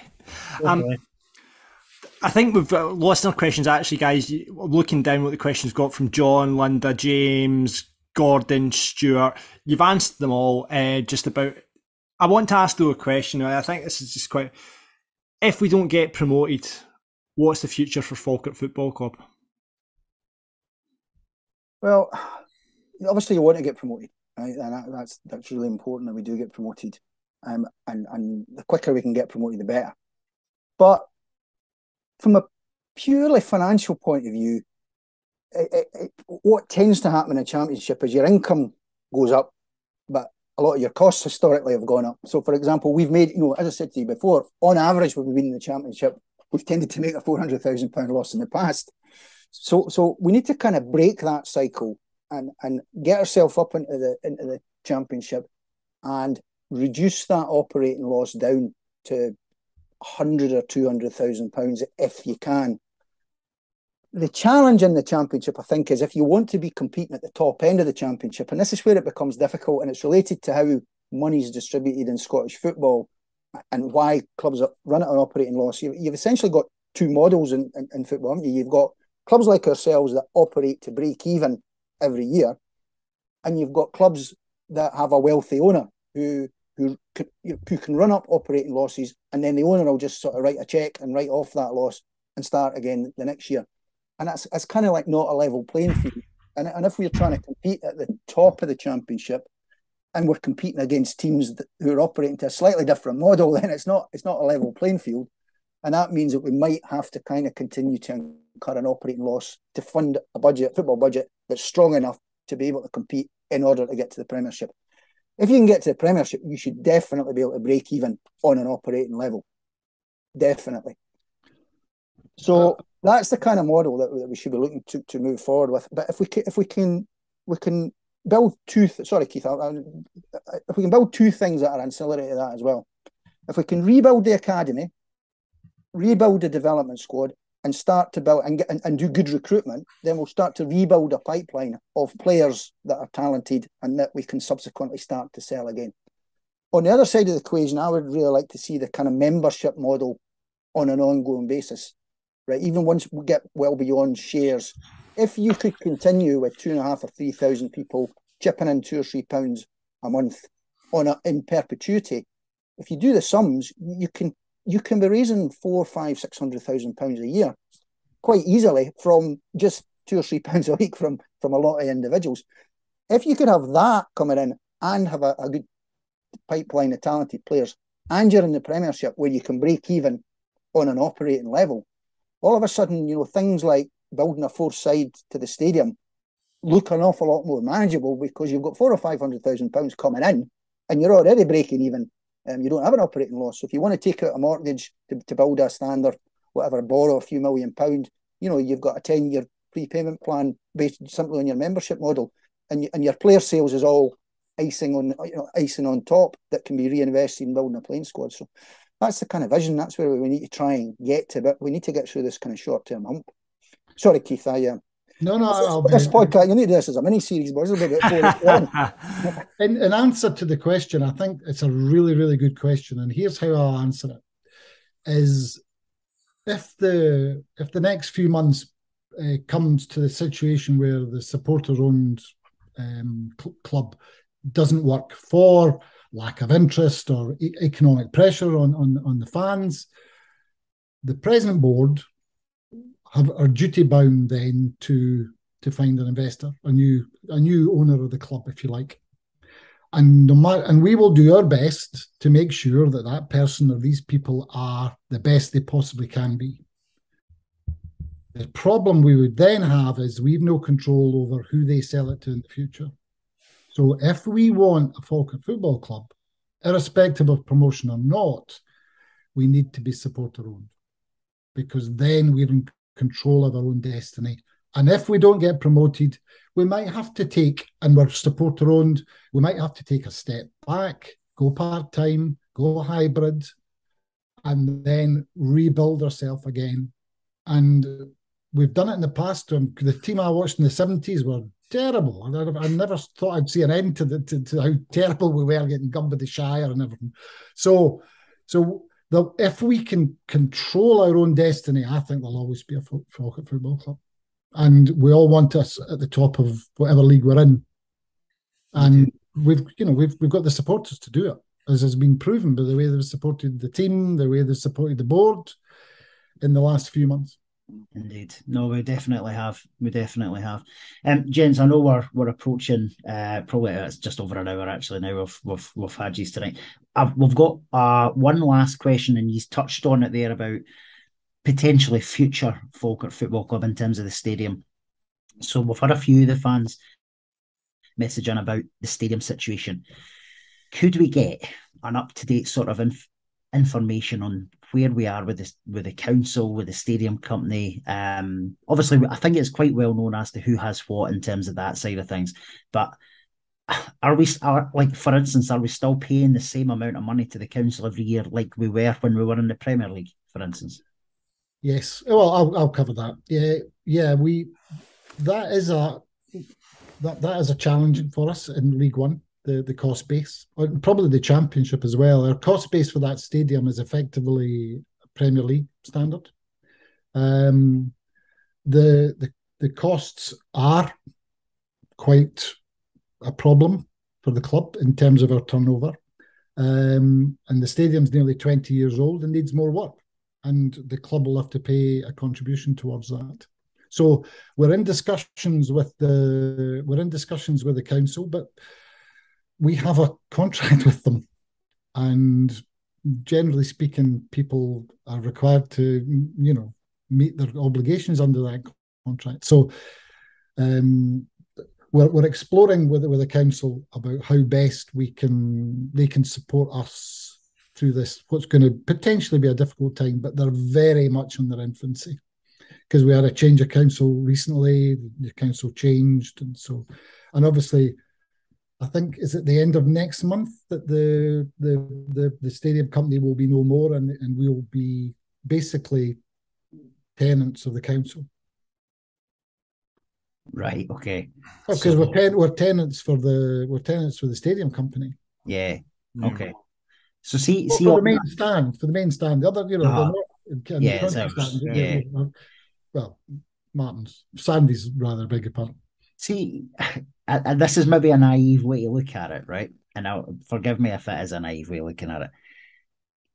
Isn't it possible, though? Surely we have a bargaining chip with the council on the fact that we could vacate the main stand, should we wish to do so, because we have other property on the stadium site. We have a pitch, which is ours. Could we not essentially threaten to turn the main stand into the next calendar square on the basis that it's going to be the biggest white elephant ever? Well, that's certainly not. That's do you know what I mean? Like, it's hardball, I know, but that's not the. Let's reveal a negotiating strategy. Yeah. Send Ross into the council. We'll have a blooming plane with a placard out the side. No, we don't want to do that. We want to try and, for example, the issue with the leaking in the expansion joint, the council were very professional, very helpful. And did we have to pay for that, Keith? I'm potentially breaking confidentiality on the nature of the deal. You don't have to answer that, Keith, because I think we all know what happened there. What I will say is the costs were shared. Right. Interesting. Right. And the council were very pragmatic to deal with us. So I would rather. I come from a conflict background in construction. Kenny earlier, somebody was teasing. I think Kenny was accused that his note was aggressive. It would have been as aggressive if I'd much more aggressive. And that's why Kenny's in charge of communications. And from now on, he's going to get his wife to read the notes as well. Listen, guys, thank you so much for your time. You put yourself in the firing line today, and we really appreciate you doing that. I mean, communication from the club over the last couple of seasons has been a lot better. Supporters, you even just coming on here and putting yourself out there, we really, really appreciate that, and we appreciate you've come to us and done that. I've got one important question, however, that I don't think we've dealt with. Grant has asked, what's happened to the brown sauce sachets? There's never any sauce left in those bottles when I go for my pie at half time. Is that part of the cost cutting? We'll put that on the agenda for the next board. Thanks very much. That's what Grant needs. Guys, again, thank you so much for your time. All right, thank you. We really, really appreciate it. And hopefully, is there any final thing you would like to say to encourage people to jump on and invest in the club, whether it's through the patron scheme or the FSS? Well, I mean, I think hopefully we've kind of got across the message today that this is a challenging financial situation, but it's not insurmountable. And what we don't want to do we don't want people to worry, and we don't want people to panic, and we don't want, you know, to kind of set hairs running. It's a situation that we can deal with and we can cope with if kind of everybody who can afford a wee bit extra, and we do honestly appreciate every single penny that fans already put in the club, and we do know that we're asking a lot of fans, and it's the worst possible time that we could ever pick to do that. As I said before, I wish it was 3 years ago or 3 years from now, but we are where we are, and we kind of pick that. So kind of, if you can, sign up for the Supporters Society, and you know, and support the club in every kind of way that you can. And you know, we'll get there if we all pull together. And the great thing about fan ownership, you know, I think we've kind of been so conditioned over the years, and this goes back even before the MSG, right back to George Fulson and even the Deansies before that. You know, we as fans have been kind of like conditioned to see our relationship with a club very much as a kind of us and them, you know, and they are the board and we are the fans, and it's been a kind of, you know, it's been a bit of a divisive relationship, a bit of a gap between the board and the fans. And the thing with fan ownership is that all of a sudden, if the fans are owning the club and the fans are running the club, then they are us and we are them. So there can't be an us and them anymore because there's only us, right? So if that makes sense. So if everybody kind of gets their head around that and says, right, hang on, this is our club. It already belongs to us emotionally. We've got the opportunity for it to belong to us financially, and it's our club. So every penny we spend is helping our club. And if everybody's chipping in at a level they can afford, we can do it. It's just kind of, you know, the power of numbers and the power of kind of crowdfunding and everybody pulling in the same direction. I used to always say kind of Falkirk fans are famous for fighting with each other, and if they kind of put as much energy into pulling in the same direction as we did with falling out at each other, would be absolutely unbeatable. So that's the kind of that. Remember back to Spirit in 1998 and back to the Bairns, and everybody, you know, really kind of getting galvanised to pull in the same direction. If we can kind of recapture that spirit again, we can become absolutely unbeatable. So I suppose that's all we would like to say. Keith, would you like to add to that? No, I'm fine. I think we've talked enough. Gents, thank you so much for your time, and hopefully another 3 points against Peterhead come this Saturday. Yeah, brilliant. Thank you very much. Nice to see you. This is Falkirk Daft. Well, that was interesting. Yeah, just a wee bit. There's a lot to pick up over that, Ross, and I think I'll have to go back and actually listen to it because there was a lot of information in there to take on board. What was the kind of standout points for you? It's worrying to me. It's worrying. I'll have to say, it's worrying. Listen, I am worried. The plan A does sound very, very ambitious, and it sounds like they do have a plan B. But is the plan B going to be good for the long term element of the club? I don't know.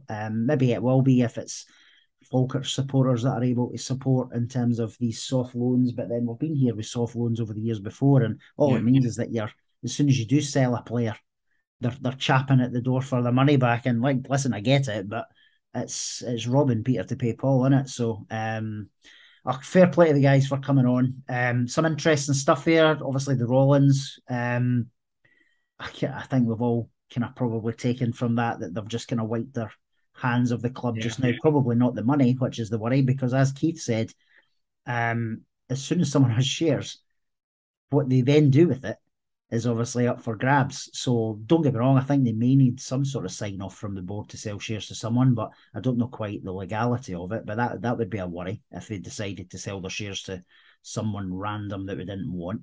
The stadium situation doesn't shock me. We're obviously it was a silly deal that we've entered with the council years ago, and it doesn't sound like it's anybody better. So yeah, I know I was being facetious about it, but honestly, we could turn that stadium, that main stand, into a white elephant. I honestly wouldn't care if the players ran out from porta cabins at the other side. See if it saved 300 grand a year or whatever it costs. What else are the council going to do with that? Otherwise, it's a football stadium, for God's sake. Do you know what I mean? Yeah. Aye, there's a lot in there, and I mean, if you can, I guess you realise, you know, the language they used. I mean, hats off to Kenny and Keith for coming out and apologising. Because it was the talk of Falkirk the last week. They've come out and apologised for that. They've realised that the language wasn't right, especially at this time. But it just shows you, I don't think the word desperate should be used, but it just shows you where we are at the moment and how we need to get involved. So if you aren't a member of the FSS and you can't afford it, go for it, absolutely. Or if you're Rob McInerney or Ryan Reynolds and fancy a Scottish football club as well as a Welsh football club, why not buy Falkirk as well? That'd be a laugh. Documentary as well. Exactly. Listen, we usually get a Peterhead supporter on. I was actually on a Peterhead podcast last night with Colin from the Blue Toon podcast, talking about the match. Big match again on Saturday. Every match, it seems like, is a big match. We're up against Peterhead, up to Balmoor. They got, obviously, we talked about a huge point against Dunfermline there, which did us a big favour. Now we need to go and beat them. One win, 2 draws this season, but they've had a win and a draw in the last 2. What are you thinking for Saturday, Ross? Just win, please. Just win. I've very rarely seen us win up there. I don't think we've got a great record up there, to be honest, but we just need to go up there and win. I know they've done us a turn on Saturday. Love yous for it, but if you could just let us do something. Let's lie down. Yeah, let us do something nasty to you for 90 minutes. That would be lovely for the few hundred Bairns fans that will be heading up. And just get the win. Just get the win, Bairns. Get up there, get down the road. Home, we're 3-1. The draw is 11-4. Peterhead are 3-1. The draw is 11-4, and we're 7-10 favourites for the win up there. Where we've been playing at the moment, you think you would hope we'd go up there and hopefully do a job at Palmoor. Confidence is there, the squad is there, like we were saying. So hopefully we'll get a couple of goals added to the Burrell collection, and I'm going to go for it. I'm going to go for a 2-0. Aye, me too. I think that would be amazing. Get as you said, go up there, get the job done, come back down the road, and we go again. Absolutely, that's it. Well, listen, that's it for a bumper edition of Falkirk Daft, but I think you'll agree it was definitely worth time. Thanks to Keith and Kenny, as I say, for joining us this week. We're back every week on Monday evenings. You can subscribe, rate, review the podcast on Apple, Spotify, wherever you get your podcast. Remember, check out the YouTube version. You can see our beautiful faces along with Keith and Kenny as well. Follow us on Twitter, Facebook and Instagram at Falkirk Daft. And like the club, we're looking for your cash as well, so if you fancy sponsoring any episodes, we'll do that. We'll have to say any sponsorship money, we're putting money back into the club as well. So we took up the goal sponsorship with Callum Morrison, and any money that we do get in for sponsorship, we're hospitality and stuff as well. Hospitality, and we're looking to, if we get more sponsorship in, we'll look at maybe trying to get our sponsor and a player as well. So if you do that, that'd be great. Drop us a line, falkirkdaftpod@gmail.com, or you can DM us on Twitter for that.